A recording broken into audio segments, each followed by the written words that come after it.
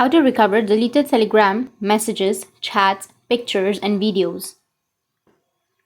So if you want to recover your deleted Telegram message, chats, pictures, and videos, then what you need to do is first you need to go with your cloud storage. So in order to go to your cloud storage of your Telegram, you need to open up your file manager, or you can go with your files. Under files, you need to go with search, and here you need to search for Telegram. And you may have your Telegram folders like Telegram images or Telegram videos. Or if you don't find it, then you can go with your internal storage and you can search in your internal storage, and here you will have the files and folders.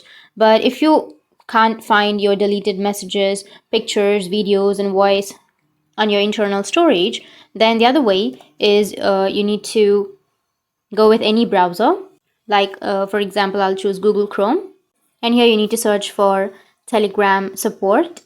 Go with the first one, which is telegram.org, and it will take you to this kind of interface.